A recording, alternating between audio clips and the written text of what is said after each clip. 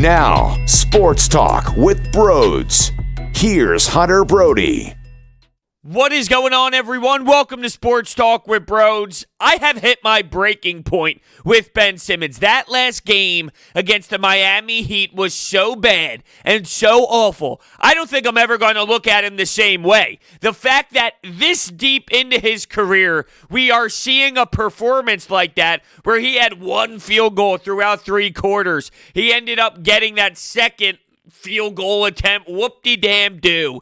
It was embarrassing, and I just can't support it anymore. Now, if you're one of those people that claim that he sucked his entire career to this point, and he's always been so bad, and you should have given up on him 2 years ago, that's nonsense. That's ridiculous. Because in all of pro sports, let's look at Giannis for an example. Imagine saying Giannis is one of the worst players in basketball his first or second year into his NBA career.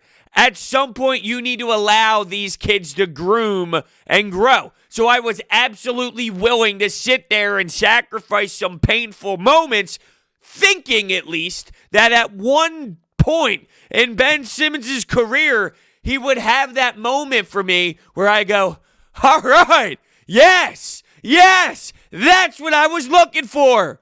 I'm seeing it with Joel Embiid now. That overtime that he went through against Miami, that was special. And that third quarter, that was special. That's a big leap for the big man. You can absolutely see it. It's a no-brainer. It's there. To not see it yet for Ben Simmons and to see the same struggles, the wall beating you. Hey, Doc, you told me you don't care if he doesn't shoot. I told you, yes, you do, or at least, yes, you will. And by the way, I'm going to do this. Everyone told me this was Brett Brown's fault. Seriously, though. He didn't make him. The guy doesn't have it in him. I'm disgusted to say that. I was one of his biggest defenders in the world. Yet the tape tells the story at this point. Now, if we go back in time, I will let it play out the way that I did 100 out of 100 times. I played it the right way. I give the guy the chance. I don't write anyone off within 1 year, 2 years, 3 years. Like, I just don't do it. At this point, though, I'm starting to get a big enough sample size. And I know he's only 24, and that's going to be the defenders that are still defending him. That's going to be what they push back on. He's only 24. Well, if you are a serious player in this league, you see way bigger growth from when he entered to now. You do. I mean, the steps would have been taken by now where you would have been pleased and understanding that, hold on a second, just give it a little bit more, just a little bit more, and he'll get to where you want him to be. A little bit more to Ben Simmons now. I mean, we're still in garbage mode. So it's outrageous. I really am so irritated and bothered. I lost it. I literally lost it on Ben Simmons after that Miami Heat game. And I don't know what it's going to take for me to really get all sucked back in. Because guess what? It's not going to be a good performance coming up down the stretch here against some of these regular season games. I'm sorry. I'm just not going to be convinced by any of that. Because Ben does do this. He gets destroyed. He gets abused. The media attention gets so heavy. And then he'll have a big one. Then he'll go out there and give you 30 points, 13 rebounds, 12 assists, and he'll flex his muscles. Yeah, well, guess what? 1 out of 15 games. No, not this late into his career. Not this deep into his Sixers tenure. Nope. So that gets us right into the discussion of what occurred yesterday with the mega deal. James Harden going to the Brooklyn Nets. Daryl Morey obviously being in play because there were reports that Ben Simmons was on the table. And there's some conflicting reports. Some say that it was James Harden for Ben Simmons, Tyrese Maxey, Matisse Thybulle, and a bunch of picks. And then John Clark of NBC Sports Philadelphia is being told that Tyrese Maxey was not in the conversation. So it was Ben Simmons, Matisse Thybulle, and a bunch of picks. More on that in 1 second. First, I need to let you know that we are broadcasting live from the Manscaped Man Cave. Get 20% off and free shipping with the code BROD at manscaped.com. So the Brooklyn Nets gave up an absurd package. I don't think you even want to outbid what the Brooklyn Nets did. They threw in 4 first-rounders, 4 pick swaps. I mean, that's where I think it lost Daryl Morey. At that point, it's similar to what the Brooklyn Nets did to go get Kevin Garnett, Paul Pierce, right? I mean, they gave up their entire future, and then they had to suck forever to take a shot on those veteran guys. I don't know if I would have went down the road of giving up that. That is absurd. And, of course, they also had to throw in Karis LeVert, and he ended up going to, Indiana, and then Victor Oladipo went to Houston. Look, I don't really care about what happened afterwards. The fact that the Sixers didn't get James Harden is the topic of discussion. And, look, I trust Daryl Morey. My emotions were going up and down and all over the place, and the news broke when I was on the Sports Bash show. We're reacting live in time. This week has been wild. We get the initial reaction on the Sports Bash to Doug Peterson's firing. And then in the same week, here we are having reports. Whoa, champs, the Sixers are in on James Harden. I couldn't control my emotions. But when I settled down and when I was able to get a more rational viewpoint on it, my thought was, I trust Daryl Morey. And I thought at one point the package just got so silly for the Brooklyn Nets that Daryl Morey's a smart guy. Yeah, he wanted James Harden. Yeah, he saw the opportunity, but you're not just going to blow everything up. And I know some might look at it as, well, look, they're just first rounders. If you're going to contend, they're going to be in that 20 range. What's the big deal? And those pick swaps, by the way, are a huge deal because then no matter where you fall, you're just being able to get flip-flopped all around the draft with the Houston Rockets. I don't want to have that. But those 20 picks have more value than some think. I'm not going to tell you or try and sell you that it's insanely huge and insanely large. But think about what they have acquired over the last handful of years in that 20 range while making the postseason. Landry Shamet, Matisse Thybulle, Tyrese Maxey. Nice pieces. Contributing pieces in the NBA. And when we talk about depth with this team, that's big. Right? I mean, that's a big deal. So I'm not telling you it's the biggest ever, but there is something that you can acquire with those throughout a 4-year stretch. Would that be the difference for me in landing James Harden? No. But if you have those 4 first-rounders and then you multiply that with or add the pick swaps with it, now you're talking about like an 8-year stretch. That's the difference in well-ran organizations and not. That's where it goes back to trusting Daryl Morey. Some were skeptical on giving up Matisse Thybulle last year, and I was pretty consistent on you can fill that void. And I know that kind of sounds like I'm conflicting myself or being hypocritical because I just mentioned that, look, you can find value in those 20th picks. They have done that. Their recent success will show you that. Yet on the other side, I'm saying Matisse Thybulle is someone that you can absolutely trade.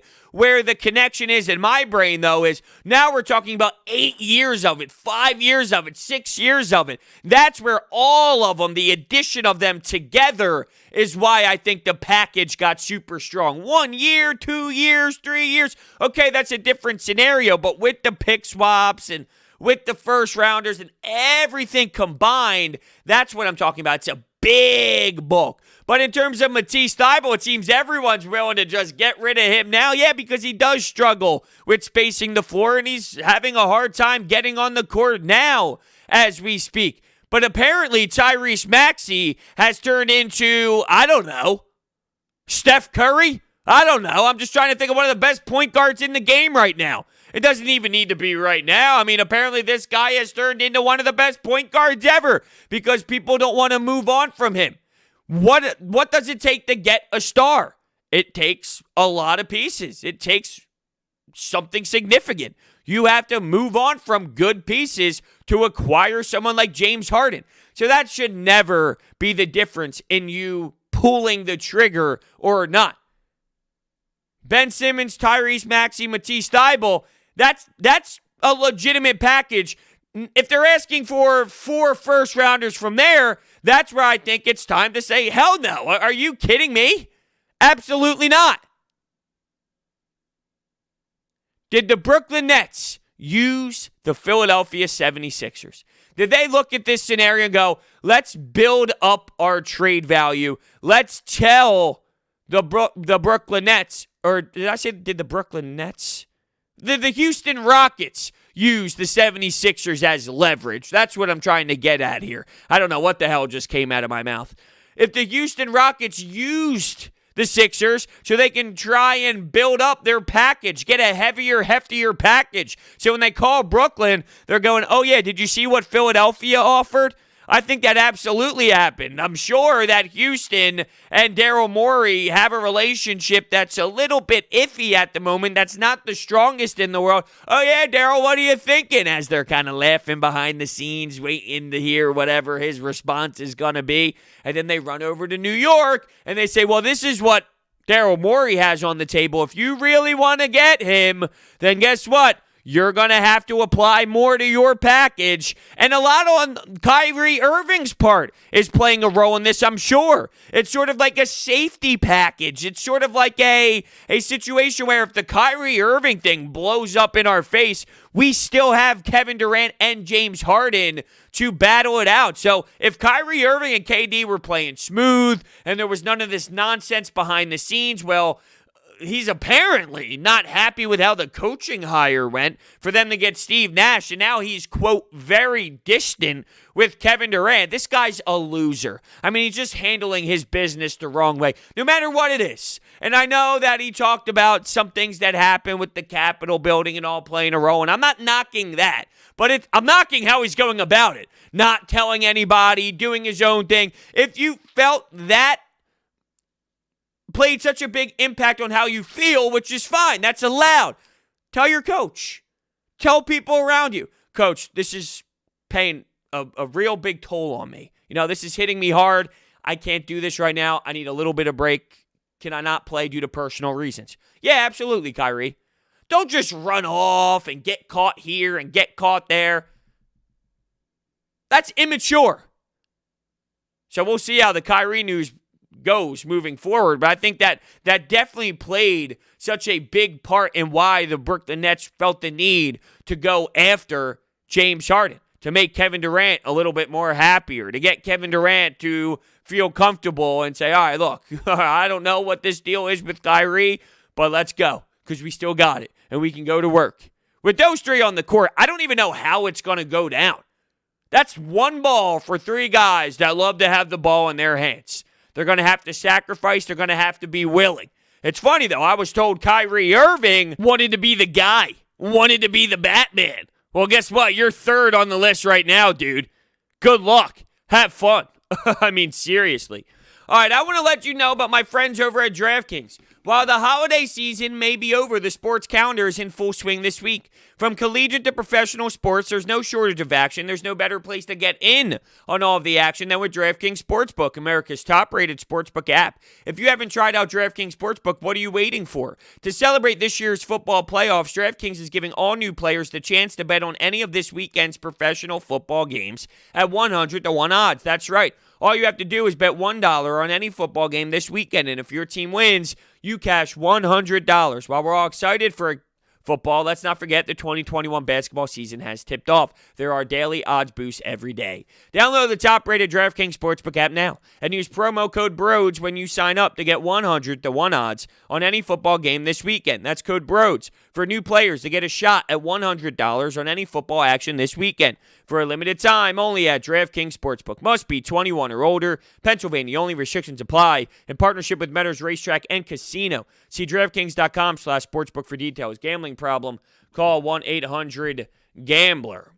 All right, so when the news did come down that Brooklyn was the squad that was acquiring James Harden, I had this weird feeling of disappointment in my stomach.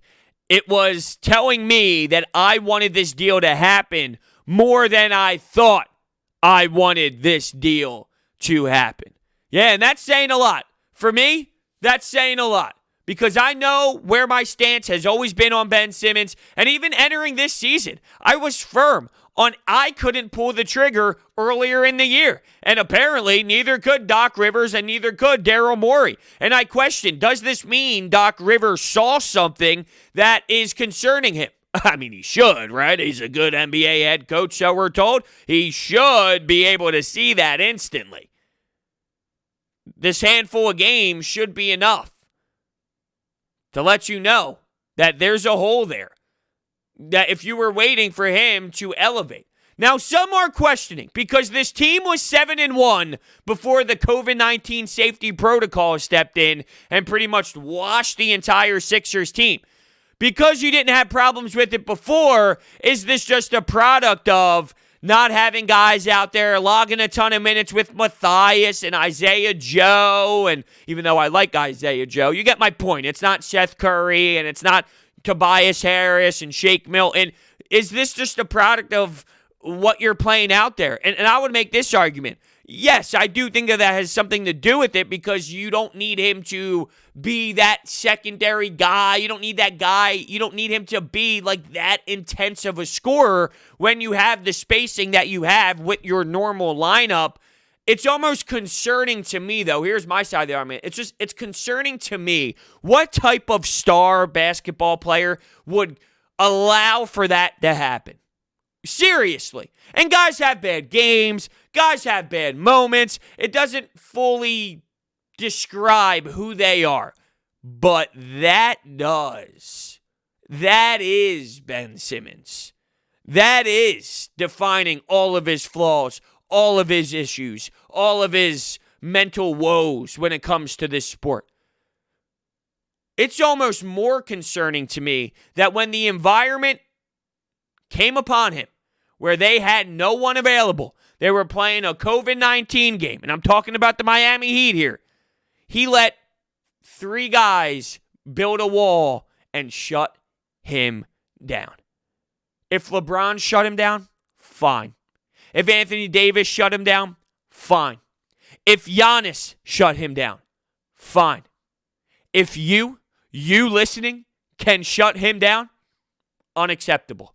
It really is. And that's where I'm having the issue.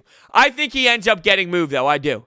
I think that Bradley Beal is going to be a hot name tied to Ben Simmons, and that's something I'm very intrigued by. It fits the age. And I don't think that Bradley Beal is the same level as James Harden. I do think James Harden is above him. Bradley Beal is 27. He can score the rock. He can dish it. He can do a lot of things. I mean, you saw it firsthand when he dropped 60 on our asses just a little bit of time ago. So when you look at Bradley Beal's play, I think you're going to see Daryl Morey try and pull some strings down that road. LaVine is a name that constantly gets brought up because he's dropping points left and right. If Ben Simmons can get you Bradley Beal and he can get you James Harden, I need a lot more in return than Zach LaVine. And I know the guy's dropping points and he's scoring and all that, but I'm not as sold on LaVine as some of the others. I wanted LaVine earlier in conversations this year, but I wanted him with Joel Embiid and Ben Simmons. Taking Ben Simmons away, do you see where I'm having the disconnect? If Ben Simmons is your starting point, a legitimate starting point for James Harden and Bradley Beal, Zach LaVine doesn't move the needle nearly as much. Does that mean I'm writing it off completely? No, because, there could be so much more in a 3-way deal to get some more back in return, and there could be more pieces and all that. But I'm not jumping up and down, picking up the phone instantly, 100% to go get Zach LaVine. That's definitely not something that I'm really invested in right now. I'd rather be seeing what's going on with Beal. But how does Ben Simmons react to this, I think, is a fantastic look. It's a fantastic approach mentally for us viewing this team moving forward. There's two ways to go about it. He's going to step up, and he's going to produce. Now, that might happen for the first handful of games because it's such an adrenaline rush. It's breaking news. It's new news. It's something that's so fresh. It's like a fresh wound. It's just there. And then as time goes, he gets back into who Ben Simmons is. Or he just says, screw you guys. Really, screw you. And then he's lost, checked out, and the rest is history. I don't know, but I do smell that Ben Simmons is not going to be a Philadelphia 76er for much longer. There's a reason why he was getting dangled to James Harden. We were told Doc Rivers wanted an opportunity. We were told Daryl Morey came in late, and because Doc Rivers was the original hire, it's like, okay, look, Doc wanted him. Doc came here for Joel and Ben. Let them get an opportunity to work together. Let's see what Doc Rivers can do with these two players. And then within, 9 basketball games, he's getting dangled in front of James Harden again. There's something to it. No matter what they tell you, no matter what they say, there's something to it. And when it gets to this level, I think the Sixers are looking to trade Ben Simmons. But once again, we're talking about Daryl Morey. He's not dumb. He's not stupid. He's not just going to trade Ben Simmons just to get rid of Ben Simmons. He understands what type of return he is looking for a young player. As much as we rip him, as much as we destroy him, teams are absolutely willing to acquire him because of the upside that they want to take a shot on. Hell, look at what happened with Markelle Fultz. The Orlando Magic was like, first overall pick, this guy can't play. I'll take a shot on him. Now, to be fair, the package was a little different. No one's getting rid of Jonathan Simmons for Ben Simmons to take a shot on him, right? So, remember, that's kind of what you're talking about. I think it was Jonathan Simmons in a first, I think. Maybe, was it even a protected first, if I remember correctly?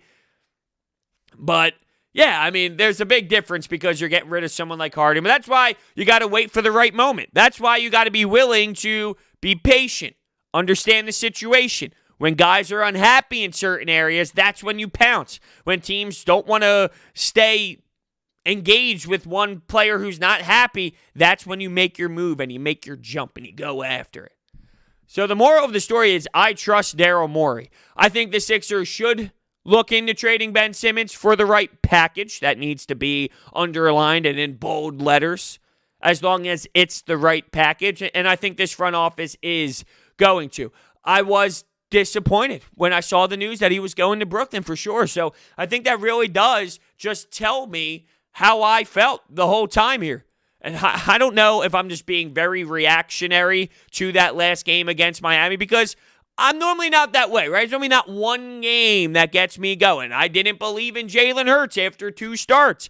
I don't believe in this basketball team after a 7-1 start. I need time. Well, I think the last game was just my point where everything was so bottled up, all of these emotions, all of this frustration, and when I saw it again, to that slop squad on the other side, everything poured out. And I just don't know if there's a way I can seriously ever go back. It went too far over the cliff. And at what point is it just over? Is that feeling gone? Well, I think we might be hitting that.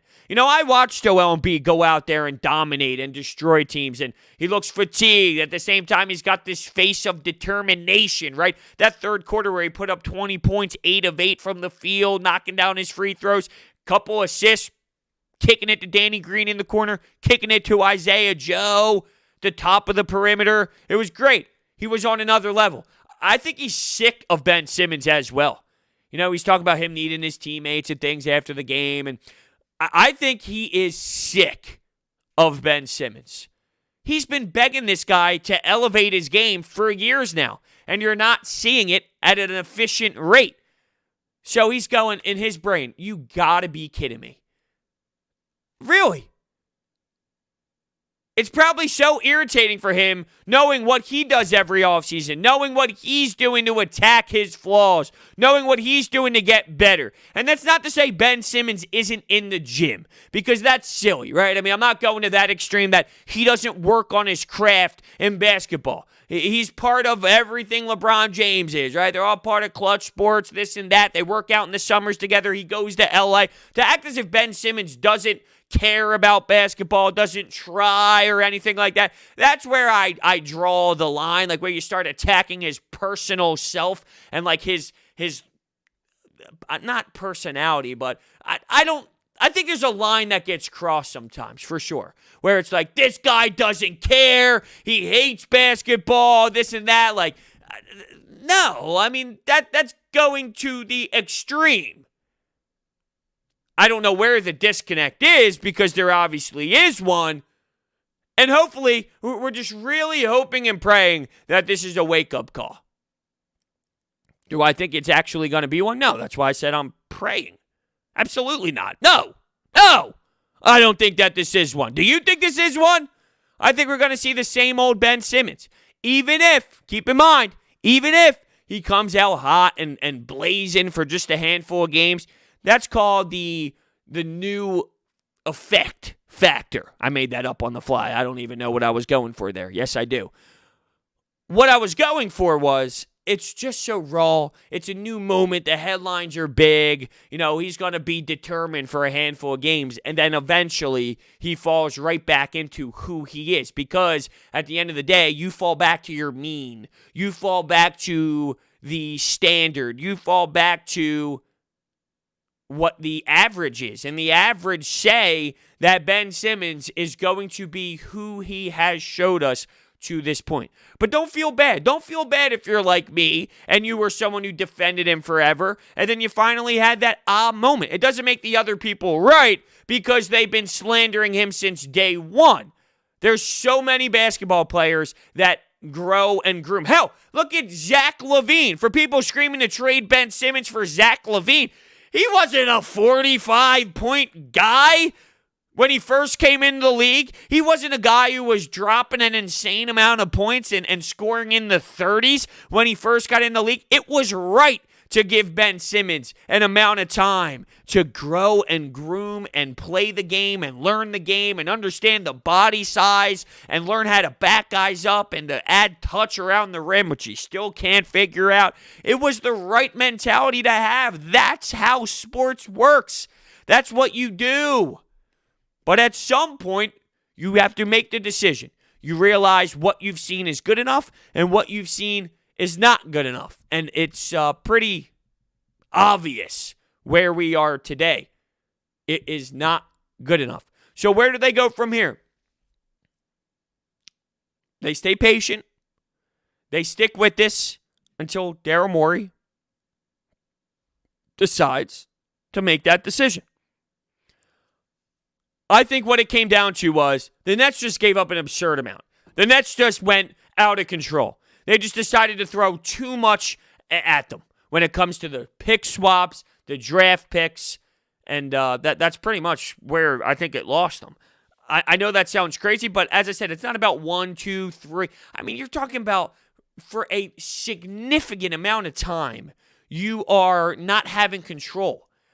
That's not how good organizations operate. Like, if Daryl Morey thought it was too much, it's too much. I think that screams, hold on a second, there's a red flag. There's a reason why Daryl Morey did not go through with this. He's respected. He's insanely aggressive. That's something we loved about him when we acquired him. This guy's willing, and we said it right from the jump. The minute he was hired, we thought really that Embiid was going to be the one because he doesn't love the center, although he went right against that instantly saying, no. Joel Embiid's going to be the guy. He made it clear who the guy was, but we knew someone was going to get moved. Someone was going to get traded because that's what he does. That's in his DNA. We read the post to the room. This guy is super motivated and super okay with just getting rid of the big dogs, the big names. He moves guys.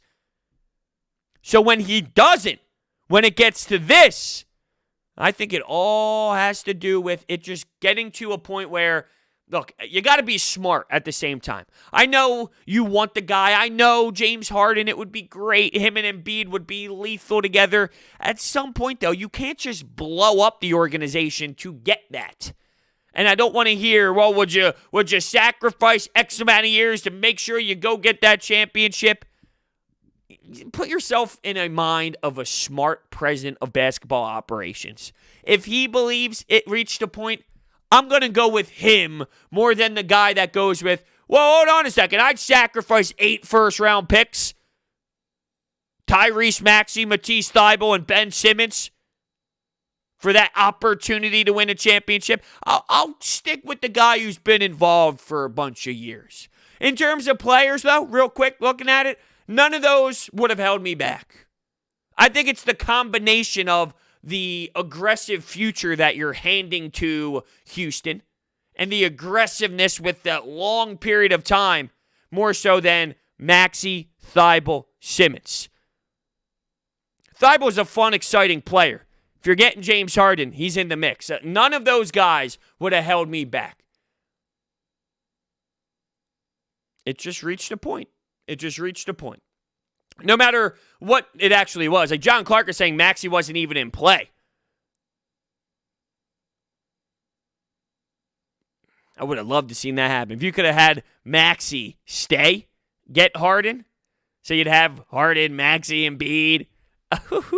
That would have been fun. So here we are. We have the same team. How do you feel about it? Let me know down below in the comment section on YouTube. If you're listening to this on any podcasting platform, you can actually use the review system as a comment section. I read those as well. With over 20 years of experience in the solar industry, Orbit Energy and Power is home to your solar experts in residential and commercial projects. Their solar program helps eliminate your electric bill completely. They offer flexible financing solutions such as $0 down. They also provide water purification, backup energy services, battery storage, and more. So check out their information. It is all down below. Thank you so much for listening, and I will see you next time.